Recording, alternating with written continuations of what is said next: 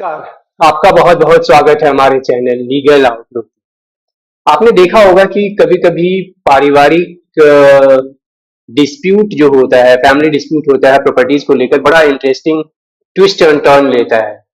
ऐसे ही एक केस मैं आपसे शेयर करता हूं, क्योंकि ये जो बहुत सारे सवाल पूछे गए मुझसे लॉ लेटर ऑफ एडमिनिस्ट्रेशन को लेकर, उन्हीं चीजों को कंपाइल करके और उन कुछ क्वेश्चंस को मैं आंसर करता हूं अपने जजमेंट के एनालिसिस के जरिए। एक बेटा दिल्ली में एक पार्टीशन सूट फाइल करता है प्रॉपर्टीज को लेकर, जो उसके फादर ने छोड़ दिया हुआ है। और उसका दूसरा बेटा, उसी व्यक्ति का भाई, एक लेटर ऑफ एडमिनिस्ट्रेशन के लिए जाता है उत्तराखंड हाई कोर्ट। पहला बेटा जो पार्टीशन सूट फाइल करता है, बाद में वो सूट को अबंडन कर देता है, तो उसकी बहन उसमें प्लेंटिव बन जाती है, वादी बन जाती है, और उस जो भाई जिसने सूट फाइल किया था वो प्रतिवादी बन जाता है, डिफेंडेंट बन जाता है। बाद में वो, चूंकि वो सिस्टर जो उसकी बहन जो होती है, वो एक एप्लीकेशन मूव करती है ऑर्डर 23 रूल 1A का, और अपने को वादी बना लेती है। तो इन दो जो सूट्स होते हैं जो फाइल किए गए हैं अलग अलग शहरों में, दिल्ली में और उत्तराखंड में, नैनीताल में, उसको ट्रांसफर करने के लिए दोनों लोग जाते हैं सुप्रीम कोर्ट। एक ट्रांसफर पिटीशन फाइल करता है कि जो दिल्ली में सूट है उसको ट्रांसफर कर देना चाहिए, जहां पे वो प्रोबेट सूट फाइल किया, वो प्रोबेट पिटीशन फाइल किया हो उत्तराखंड हाई कोर्ट में, दिल्ली से पार्टीशन सूट को ट्रांसफर कर देना चाहिए। वहीं पे बहन जो पार्टीशन सूट में अब प्लेंटिव बन गई होती है, वो भी हाई कोर्ट सुप्रीम कोर्ट जाती है, और उसका ये कहना होता है कि जो उसने पार्टीशन सूट जो यहाँ दिल्ली में चल रहा है, वो पहले से, वो 2012 से चल रहा है, तो जो 2019 में जाकर फाइल हुआ है testamentary suit letter of admission के लिए, तो उसको ट्रांसफर कर देना चाहिए दिल्ली उत्तराखंड से, नैनीताल से। अब जो एक क्वेश्चन पूछा गया, जिसका जवाब मैं इस एनालिसिस के जरिए दे रहा हूं, जो आपसे मैं पूछता हूं कि क्या होना चाहिए, जो पार्टीशन सूट दिल्ली का है उसको नैनीताल भेज देना चाहिए, या जो नैनीताल में टेस्टामेंट्री सूट है उसको दिल्ली भेजकर दोनों सूट को इकट्ठा ट्राई करना, इकट्ठा चलाना चाहिए। तो इसके पहले मैं आगे बढ़ूं, मैं आपको बताऊं कि रिसेंटली मैंने प्रॉपर्टी डिस्प्यूट के अलग अलग पहलू पे बहुत सारे वीडियोस बनाए, जिसका बहुत बढ़िया रिस्पॉन्स भी रहा। लेकिन मेरे जो विल से रिलेटेड वीडियोस हैं उन पे बहुत सारे सवाल आए, विल से रिलेटेड, प्रोबेट से रिलेटेड, या लेटर ऑफ एडमिशन से रिलेटेड। तो मैं उन सभी सवालों में से कुछ क्वेश्चंस, कुछ टॉपिक को लेकर एनालिसिस करूंगा और उनका जवाब दूंगा, जो कि बहुत ही रेलिवेंट होंगे, बहुत ही इंटरेस्टिंग होंगे, और हर एक व्यक्ति के फैमिली से जुड़ा हुआ मुद्दे को और उससे जुड़े हुए लिटिगेशन को समझने में मदद करेगा। इस तरह मैं 10 वीडियो बनाऊंगा जिसमें अलग अलग टॉपिक होगा। तो ये मेरा पहला वीडियो है जो मैं लेटर ऑफ एडमिशन सीरीज में बना रहा हूँ। तो इसमें जो सवाल था कि जब प्रॉपर्टीज एक दो या दो से ज्यादा शहर में हो, तो suit related, will say related जो पिटीशन है या पार्टीशन से रिलेटेड चीजें हैं, वो कहाँ फाइल होना चाहिए, और खासकर टेस्टामेंट्री सूट्स कहाँ फाइल होने चाहिए। दूसरी बात है कि अगर एक से ज्यादा केस पेंडिंग है, तो क्या अप्रोच होना चाहिए उन सभी केसेस को क्लब करके इकट्ठा ट्रायल करा के कम से कम समय में बेहतर रिजल्ट पाने का। तो इन्हीं सब चीजों को लेकर हम आगे बढ़ेंगे इस वीडियो में। आपसे रिक्वेस्ट है कि अगर आपने वीडियो चैनल सब्सक्राइब नहीं किया है तो प्लीज सब्सक्राइब कीजिए, और जो भी आपसे जुड़े हुए या उस वीडियो से जुड़े हुए, उस डिस्कशन से जुड़े हुए जो भी मुद्दे हैं, जिससे आपका कोई विचार है तो दीजिए, या आपका कोई इश्यूज है तो शेयर कीजिए, जिससे कि मैं उसको अपने डिस्कशन का हिस्सा बना सकूं। अब हम चलते हैं फैक्ट पे, जिस केस का जिक्र मैं कर रहा था। अग्रवाल साहब नैनीताल में रहते थे। 91 साल की उम्र में उनकी 7 मई 2011 को डेथ होती है। उनके 5 बेटे और एक बेटी होती है। उनका बड़ा बेटा मेजर रविंद्रनाथ क्लेम करता है कि उसके फादर ने मरने से एक महीना पहले, ऑलमोस्ट मतलब 6 अप्रैल 2011 को, एक विल के जरिए अपनी सारी प्रॉपर्टीज उनको दे दी, जिसे पर्टिकुलरली एक बहुत बड़ा 6 एकड़ का लैंड होता है, 6 हेक्टेयर का लैंड होता है, काफी बड़ा लैंड होता है नैनीताल में। वो उनको दे दिया और इसके लिए वो म्यूटेशन में 2011 में ही चले जाते हैं। उसकी उनकी सिस्टर उस म्यूटेशन को चैलेंज करती है, हाईकोर्ट जाती है नैनीताल। इसी बीच फिर वो सूट फॉर इंजंक्शन फाइल करती है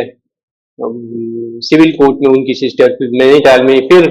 अग्रवाल साहब जो के बड़े बेटे मेजर रविंद्रनाथ, फिर वो भी वहीं पर सूट फॉर इंजंक्शन फाइल करते हैं, जो कि बाद में वो परसू नहीं करते, 2015 में वो डिसमिस इन डिफॉल्ट हो जाता है।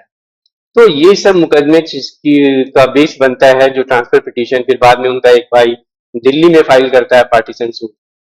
तो इतने सारे जो मुकदमे हैं उनसे कल्मिनेट होकर बाद में दो बच जाते हैं, जिसमें एक टेस्टिमेंटल सूट जो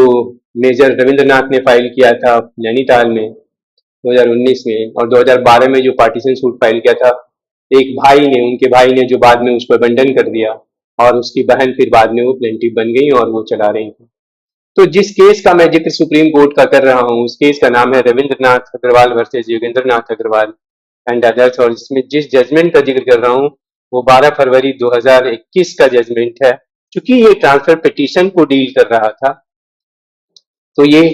सुप्रीम कोर्ट के ही सिंगल बेंच का जजमेंट है, जिसमें जस्टिस पी रामा सुब्रमण्यम थे जिन्होंने ये जजमेंट लिखा। बहुत ही बढ़िया डिस्कशन है जो कई पहलू पे, जो वसीयत से जुड़े हुए, लेटर ऑफ एडमिशन के प्रोसीडिंग से जुड़े हुए कई पहलू पे बहुत अच्छा लाइट डालता है, प्रकाश डालता है और एनालिसिस करता है। तो जो जजमेंट की शुरुआत में ही वो कहते हैं कि जो एक इम्पॉर्टेंट एस्पेक्ट है इस केस में वो ये है कि टेस्टामेंट्री सूट नैनीताल में चल रहा है उत्तराखंड हाई कोर्ट में। उत्तराखंड हाई कोर्ट के पास कोई ओरिजिनल जुरिस्डिक्शन नहीं है, तो अगर हम दिल्ली के पार्टीशन सूट को वहां भेजना भी चाहें तो हाई कोर्ट नहीं सुन सकती, हाँ डिस्ट्रिक्ट कोर्ट सुन सकती है। लेकिन फिर डिस्ट्रिक्ट कोर्ट के साथ एक लिमिटेशन क्या है कि जो हाई कोर्ट में प्रोबेट पिटीशन चल रहा है उत्तराखंड में वो फिर वो डिस्ट्रिक्ट कोर्ट में नहीं भेजा जा सकता, क्योंकि डिस्ट्रिक्ट कोर्ट के इसमें जो प्रॉपर्टीज इन्वॉल्व है इस वसीयत में वो दो शहरों में है। एक नैनीताल में एक बड़ी प्रॉपर्टी है, दूसरा एक फ्लैट है जो साकेत दिल्ली में। तो प्रॉपर्टी चूंकि दो शहरों में है और प्रॉपर्टी कीमत 10,000 से ज्यादा है तो डिस्ट्रिक्ट कोर्ट के पास पावर नहीं होगा, वो जुरिस्डिक्शन नहीं होगा इस इशू को, इस प्रोबेट पिटीशन या लेटर ऑफ एडमिशन के पिटीशन को डिसाइड करने का। तो जो आर्गुमेंट था मेजर रविंद्रनाथ के एडवोकेट का सुप्रीम कोर्ट में, सबसे पहला तो ये कहा कि जो पिटिशनर है वो बहुत ही एजेड है और उस बहुत सारी बीमारियों से ग्रसित है, इसलिए वो उसके लिए बहुत मुश्किल होगा दिल्ली तक का सफर करना। और जो जितने भी विटनेसेज हैं उस बिल में जिसके लेटर ऑफ एडमिशन के लिए वो गए हैं नैनीताल हाई कोर्ट, वो कोई भी दिल्ली में नहीं रहता। तीसरी बात उन्होंने कही कि जो लैंड है वो नैनीताल में है और एक जुरिस्डिक्शन को लेकर बार है दूसरे कोर्ट का, Uttar Pradesh zamindari abolition and land reform act का, जिसके तहत ये कवर होता है। और चौथी बात जो कि जिस पर ज्यादा जोर दिया कि देखिए जो नैनीताल हाईकोर्ट में चल रहा है वो टेस्टामेंट्री प्रोसीडिंग है, लेटर ऑफ एडमिनिस्ट्रेशन की प्रोसीडिंग है, विल से रिलेटेड है, तो उसको प्राइमेसी मिलती है नॉर्मल सिविल सूट में इसके ऊपर। तो इसलिए नैनीताल ही ट्रांसफर होना चाहिए दिल्ली वाले। अब इन सब चीजों के बैकग्राउंड में जो सुप्रीम कोर्ट ने फाइंडिंग दी वो उसने ये कहा कि पार्टीशन सूट फाइल हुआ दिल्ली में 2012 में, 2016 में मेजर रविंद्रनाथ चले गए ट्रांसफर पिटीशन लेकर सुप्रीम कोर्ट ट्रांसफर के लिए, और उसके बाद 2019 में उन्होंने लेटर ऑफ एडमिशन के लिए सूट फाइल किया, पिटीशन फाइल किया उत्तराखंड हाई कोर्ट में। तो तब तक जो पार्टीशन सूट है वो 8 साल चल चुका था और उन्होंने कोर्ट का ये कहना था कि मेजर रविंद्रनाथ को ये पता था कि जो कि लीगेटी का क्या राइट होता है और विल के तहत, और उस टेस्टामेंट्री जो लेटर ऑफ एडमिशन की क्या वैल्यू होती है। अगर वो इनको इन बातों से जो एक समझ थी उनको पता था, उनको ये भी पता था कि अगर वो नहीं भी लेते हैं लेटर ऑफ एडमिनिस्ट्रेशन और अपने विल को स्टैब्लिश वो सिविल सूट में भी जाके वहां कर लेते हैं तो उन्हें कोई दिक्कत नहीं होती, क्योंकि जो 2200 सेक्शन 213 पार्ट 1 का क्लाउज 1 का जो एक लिमिटेशन है कि जब तक आप प्रोबेट ना ले ले लेटर ऑफ एडमिशन ना ले तब तक बिल पे आप रिलाई नहीं कर सकते, ये एप्लीकेबल नहीं है से जो जिन एरियाज को डिस्कशन किया गया है सेक्शन 57 में इंडियन सेक्शन एक्ट में उसके बाहर। तो जो प्रोबेट लेना यहाँ पे या लेटर ऑफ एडमिशन लेना मैंडेटरी नहीं था और उसकी वजह से कोई दिक्कत नहीं आ रही थी। तो इसलिए जो प्रोसीडिंग है टेस्टामेंट्री प्रोसीडिंग जिसको प्राइमेसी देने की बात की जा रही है वो इस प्रेजेंट फैक्ट एंड सर्कमस्टांसेस में एप्लीकेबल नहीं है। और उसके बाद उसने कोर्ट ने ये भी कहा कि सेक्शन 273 बी में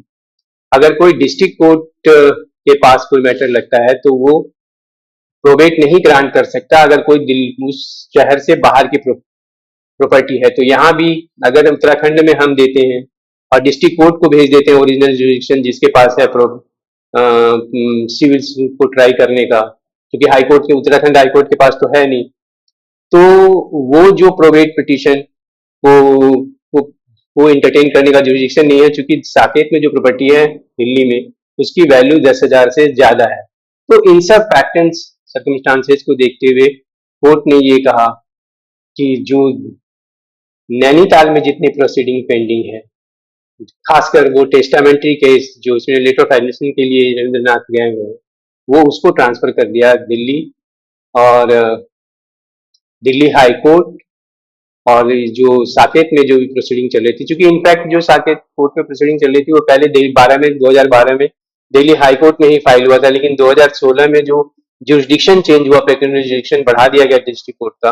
तो उस वजह से वो ट्रांसफर हो गया था डिस्ट्रिक्ट कोर्ट साकेत में, उसको फिर वो ट्रांसफर कर दिया हाई कोर्ट में ही। तो टेस्टामेंट्री केस जो नैनीताल में चल रहा था वो और जो साकेत डिस्ट्रिक्ट कोर्ट में चल रहा था वो, ये सभी केसेस को दिल्ली हाई कोर्ट में ट्रांसफर कर दिया गया और इकट्ठा ट्रायल करने की बात की गई। तो जो इम्पोर्टेंट एस्पेक्ट है इस केस के, पहला कि डिस्ट्रिक्ट कोर्ट और का क्या जुरिडिक्शन होता है जब प्रॉपर्टी दिल्ली से कई शहर में हो, और जब आपको प्रोबेट प्रोसीडिंग फाइल करना है या लेटर ऑफ एंट्री प्रोसीडिंग करना है और प्रॉपर्टीज कई शहरों में है तो हाई कोर्ट के पास ही जाना पड़ेगा। तो इन सब एस्पेक्ट को बहुत बढ़िया डील किया, जुरिडिक्शन को लेकर ये जजमेंट बहुत क्लैरिटी देता है कि टेस्टामेंट्री केस में या वसीयत के केस में किस कोर्ट को अप्रोच किया जाना चाहिए प्रोबेट या लेटर ऑफ एडमिशन पाने के लिए। Thank you very much. अगले वीडियो में फिर हम लेटर ऑफ एडमिशन से जुड़े किसी और इम्पॉर्टेंट एस्पेक्ट पे जिक्र करेंगे, और ये जो हमारे व्यूअर्स ने जो सवाल भेजे हैं उनमें से ही कोई एक इशू उठाकर हम डिस्कस करेंगे। आपके पास भी कोई सवाल है, कोई इशू है, तो आप मेरे व्हाट्सएप नंबर 8287070116 पे शेयर कीजिए या कमेंट सेक्शन में जाकर अपने कमेंट को लिखिए। Thank you very much.